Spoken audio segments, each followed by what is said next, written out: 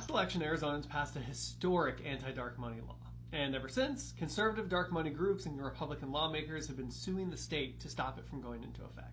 I'm going to cut him off here because I listened to his video and he has no idea what he's talking about. The law he's referring to is one that Arizona passed that essentially says anybody who donates to a charity would have to have their information handed over to the government. If you are past a 5th grade education level, you should be able to immediately understand why that would violate both privacy laws and free speech laws. Transparency is for the government. Privacy is for citizens. And if you use your money to advance your thoughts, your beliefs, things that you care about, you have a right to privately do that without being targeted by the government. Now, Arizona is not the first state to try something like this. We saw something similar happen when Kamala Harris was the Attorney General of California. Under their law, donors were handed over, and oopsie, her office just happened to leak many of the conservative donors' private information online, leading to harassment, which is the entire point, quite obviously. These kinds of people want to be able to get the information of people who are donating to political causes that they're opposed to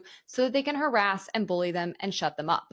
I mean, truly, what else would you do with that information? And it's not just right-wing groups that have sued to stop this. Dating all the way back to Jim Crow, we had similar cases where the NAACP took a case all the way up to the Supreme Court because their donors were being doxxed and bullied and beaten. It's also why when Americans for Prosperity filed a lawsuit against the law in California, they had many friends of the court. Among them were several large left-wing groups like the ACLU. Because if you're going to protect your own free speech rights, if you're going to protect your own privacy rights, that means you have to also stand up for the rights of people who think differently than you. Now, fortunately, because these kinds of dumb donor transparency laws are starting to matriculate across the country, smarter lawmakers are rising up and going on the offense, like in Nevada, where they recently passed a bill stating that the government has no right to force nonprofits or charities to disclose their donors. Now, that bill will go to Governor Lombardo's desk probably early next week, where we are hopeful that he will sign it, and they will join, I believe it's 8 other states who have passed similar protections safeguarding